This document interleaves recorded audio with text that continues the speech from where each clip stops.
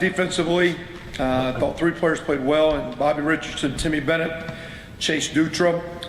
Chase was our defensive player of the game. You know, the guys we thought had winning performances. We need more than just three.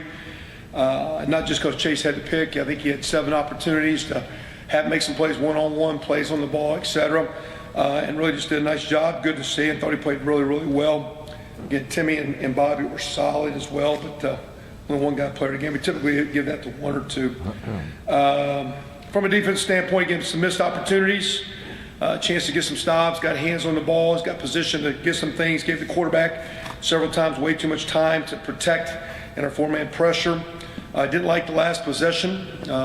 Even the game was at hand, we give up, basically half the field, 50 cheap yards on 2 runs. Didn't like that from the week before. We kind of had hung in there and played some decent run defense and battle. Our red zone defense we got to get some stops. Hold them to 3 after the 2 turnovers, get a stop and get a block or get a turnover. Again, we've allowed people to score when they get down there. So, we're going to play in some games, have a chance to be close. We got to get some stops and minimize points. So from a defensive deal, missed some opportunities. The red zone defense has got to pick up, got to be more consistent, and a less possession we just didn't like when they hit the 2 runs on us when the game was kind of over. Offensively, we didn't recognize anyone as a player of the game from across the board. It would be up front, perimeter, skill players. Issues there. Again, we didn't like our 2 fumbles. Gave them the ball in the 27 and the 20 for 14 of their points. In general, just across the board, didn't play physical like we need to. Up front, running game, perimeter, run or pass, play like we need to physically or hard. We're going to work hard to address that with 4 games, 1/3 of the season remaining. Passing game, balance. It's obvious there where we're at. We got a lot of work to do, but we got to keep at it and get the ball down the field in space and more consistent. We've done our last 2 games. And really for the year, we got to be a little bit better. We've had a couple of decent outings, but we got to be a lot better there with our young receivers and putting our plan together. Special teams, we didn't recognize the player of the game, but we didn't think our special team. We missed a field goal that bounced off the crossbar, but we didn't have a lot of critical errors. We just didn't think that we created anything positive in the kicking game. So it didn't really hurt us, it didn't haunt us. But at the same time, when you're on the road in conference games like that, you got to make a play or 2.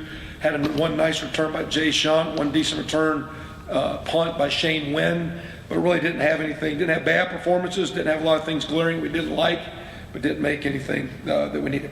Scout players of the week, Tony Thomas, Tyler Burgett on defense. A couple of our second and third year guys at walk-ons defensively did a good job.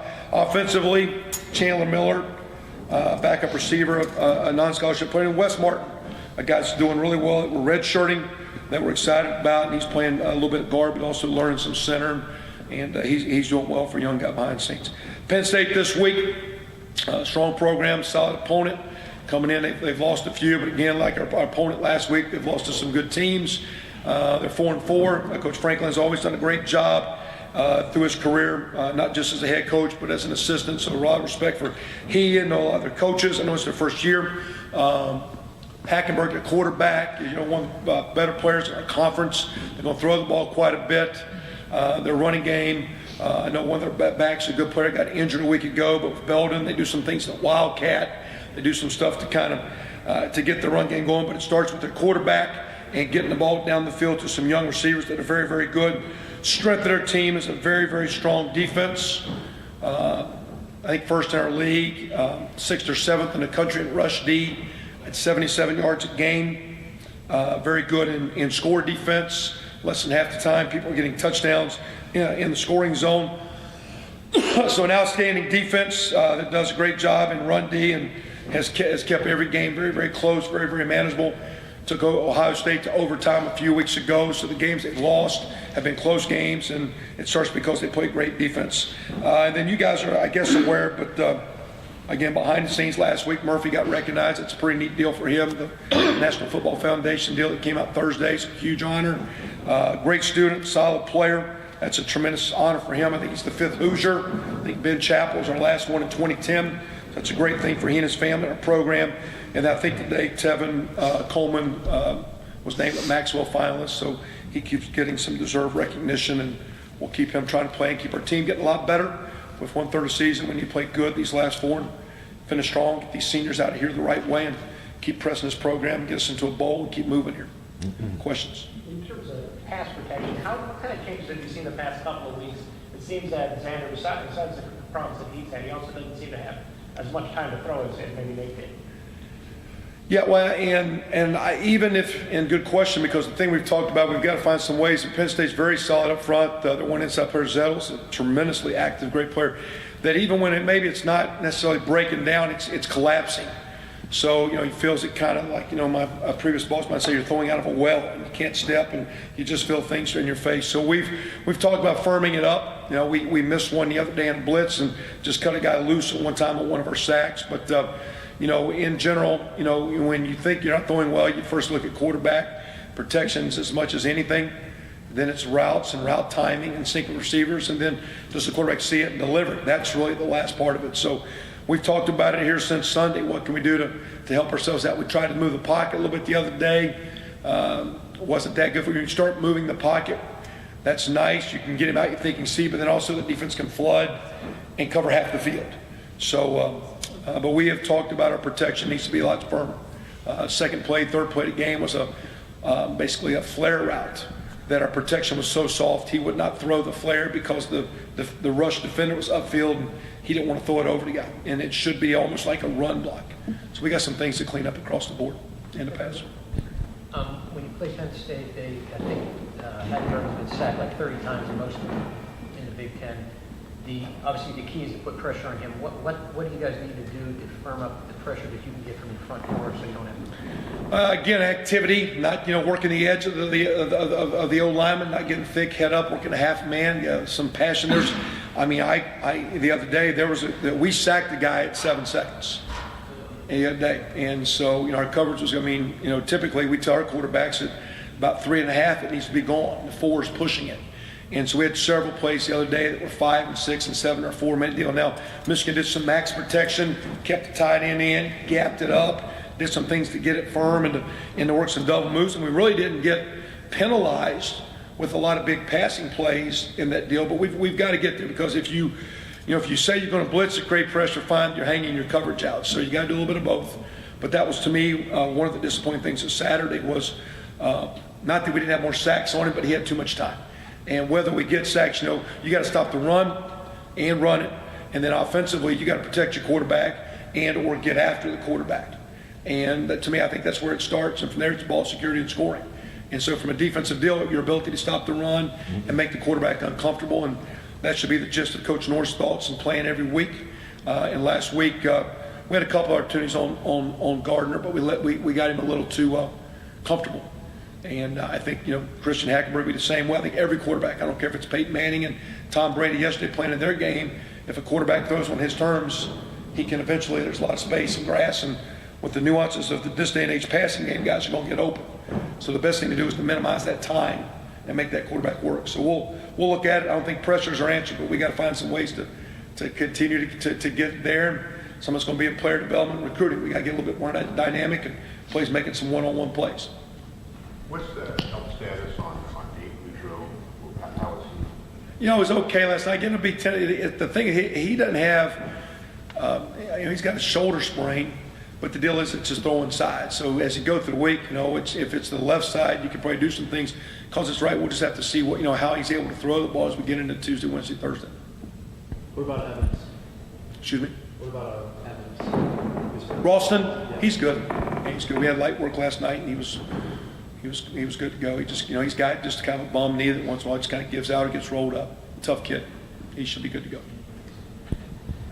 Are you at a point where you might introduce Danny Cameron to more first team looks and practice this week, or are you just considering Nate's injury, would you just go with Xander at this point? Yeah, they're getting reps.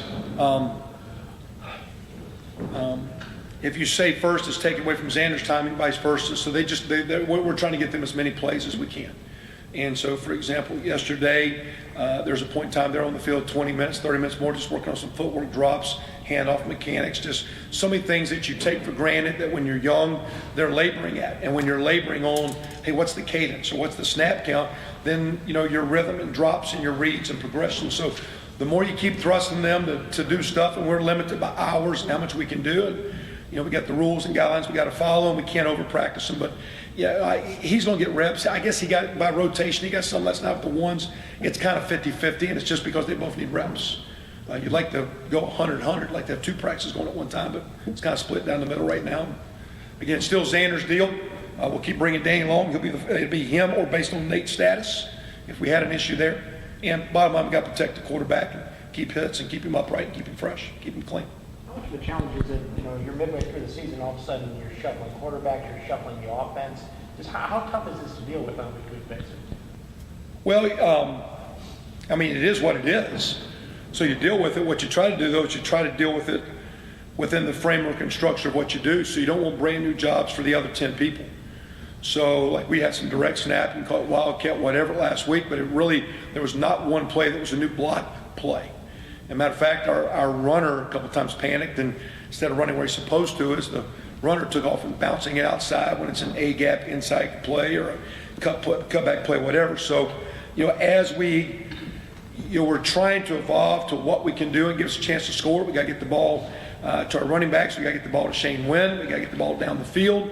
And at the same time, it doesn't need to be a new play for the left guard or the right tackle. So, fortunately, we've been here long enough that those kids know a lot of the concepts. It's just, and each week concepts are different based on defense. This week, Penn State's defense is not exactly like Michigan's. There's some similarities, but not exactly like it. So each week, offensively, certain run plays or routes or protections get up or down based on the structure of the team you're going against and how you want to attack it. But right now, as we keep evolving, it's trying to find more ways to have some balance, get the ball down the field, get it outside. Got to throw it more, yeah, but it's a little bit of a confidence factor. I mean, he's, like you say, protection breaks down, he takes off running around. You got one quarterback hit, how many times won't the next quarterback getting hit? So you just got some dynamics you're doing at the same time. We can't go into a shell and go 3 plays and pump. We got to get the ball down the field, we got to get the ball in the end zone. And it's going to be tough against these guys, but we're going to find some ways to do it. We got to. What are your thoughts on Xander's mechanics just in terms of throwing the ball? I mean, I know that you weren't looking to play him this year, but how has his mechanics come along? What are your thoughts on that? Yeah, and I don't know. I mean, again, to say you're not looking to play or whatever, I mean, he graduated early, he comes in here, I mean, he throws it well. He's got a strong enough arm to do some things, but right now, protection and with his footwork, he's so awake. I mean, he missed a wide open stop route the other day. Just, instead of throwing at you, he's stepping over here. So it's kind of like, in Don's golfing world, I think I'm hitting it down the middle, but I'm pointed 40 yards left to target with my body. And now I go to throw and I'm off target. So as you're young and you're a little bit all over the place, just your footwork and things get out of, and it's not an excuse or sounds right. It's just things that you take for granted when you're laboring on everything, working to get the snap count, communication, what's going on, take a deep breath, where's the coverage, what's the rotation, what's going on, and now play the game. The more he plays, the easier it's going to be. That's the issues with Dan Cameron. Danny hadn't played yet, so you throw him out there. It's not like, hey, just put the next guy out there. It's a lot going on. You put him under fire as much as you can. We'll do as much this week as we can, good on good, so they feel people. We've been doing that. We try to get our defense feel people coming at you, so you got to make shots. And of course, you get in the game, your urgency and stress levels even increase more. Because a practice mistake, yeah, it's a mistake, but it's quote the practice format. You get in the game, it has major ramifications to the outcome of the game. So then you get hesitant, you get all over the place. So again, mechanically, he's good. He's got to get bigger, stronger. But again, as far as if we're throwing a go ball, if we're throwing post, he's got the arm strength to do some stuff. Same time, when the pocket's breaking down, he starts running in place. Not good. And when he gets hyper and doesn't sit his feet and his rhythm gets out, no one's good. And that's kind of where he is right now. In practice, when he's under control, he's looked good. But that's practice. You can talk about that forever. He's got to take that, like we say a lot, into the game environment. We'll see if we can keep getting there. He's going to have to. Because we're going to have to throw it a heck of a lot better. Need to Saturday. Coach, how do you get the look you're looking for from a scout team quarterback at this point? Who's running that show? Well, sometimes, again, we'll still have Danny go down there once in a while just to get, and we're going to do a little bit of good on good. At that time of the year, there'll be some things, for example, defensively and offensively, like, hey, they run this formation, this play, we'll run it for you, defense. Hey, defensively, they like this coverage or front or structure. Can you run it for us? So sometimes you can get a little bit of your practice in good on good. That's good for the young quarterback because you get a little bit more of game speed. We've got Bryce Smith, who's our next guy. He's a walk-on kid from downstate, from Southern Indiana. Has been our scout team guy. Has been it for the last week or two. But that's who it is right now. But we'll do a little bit of good on good down to manage him. We'll do some 7-on-7 good on good because the quarterback needs to feel the speed and the defense needs to feel some route running. So we do about half of our stuff good on good. 1s-on-1s, 2s-on-2s. You've talked about this before, but when somebody fumbles, it's the coach's discretion how long that they sit out. Yeah, I mean, and that goes back, Coach Walker did that. Well, Coach Mallory did that to Coach Walker. I think the exact words were, by God, Walker, don't you fumble that ball, from Coach Mal when he did the old spitting and pointing at it. And so that's how Coach Walker and Dylan McCullough, when he fumbled, came out. Travis Prentice came out. Damian Anderson, Northwestern, came out. Adrian Peterson, Oklahoma, came out. So it didn't matter who it was, where it was. You know, Navy a couple years ago, we're trying to get a first down. Tevin, as a freshman, goes the wrong way. Stephen Houston let the ball on the ground the drive before. That's why the freshman was in the game. That rule has never changed, because if we allow fumbling, it's just, and Buck can tell you, that was your rule, right? You don't let go of the ball. And it was taught by Coach Mallory, right? It doesn't matter. You don't let go of the ball. And the only guy who gets a break is the QB, because he's so dynamic to everything. You just got to bust his chops in practice. But it doesn't matter whether you're a tight end, receiver, returner, ball security is upmost, and we do all the drill work, but there needs to be a little something to that. And those guys know, and that's why we've actually been, if you look at our track record, a pretty good small fumble team in our time here. It's not, you don't talk about it. There's means. I know we need to create more defensively, but that's just how we were raised on it, coached on it. We're not going to, and again, it could be for, matter of fact, FYI, we went Wildcat to get him back in the game, and I made that call to get him back in. So that's how we broke the ice that day. Hey, I'm going Wildcat. Let's go, because I had both tailbacks out. So that kind of, it was a little sudden play call after the second drive. So we got to make our point, but also, we'll lose the game if the best player's allowed to get a break. And we'll keep losing more games, because like we told him a couple weeks ago when we started to recognize how good he was, that meant now he had the bullet on his chest. He needs to be held to a higher standard, because when you are the best player, it's a little bit of everybody's watching with your work habits. He's the greatest worker on our team. He's the best player on our team. And at the same time, he's human, and we just got to stay out with that. And that, again, the way I've been taught since 1990, that's just the way it's always been. And it's never been inconsistent. Didn't matter the game, didn't matter the opponent, didn't matter where. And that's why, again, we like D'Angelo Roberts as a good back, so you just go to the next one. So, it'll be that way at every position. Maybe it's a trade secret, but the Big Ten Network on Saturday showed a picture of play calls on the Indiana sideline, and it was a picture of 4 female sportscasters. Is that, what does that signal? Well, if it's blonde haired, does it have an L going left? If it's red haired, does it have an R going right? Or, if I told you everything, we'd have to kill you. Like who all's hurt and who's practicing. They don't give us an update of every injury. And, it looked like Hackenberg hit his head pretty hard next last play and then fumbled the last snap. Do you have a concussion Saturday? Would you guys check that out and let me know if he's in or out this week?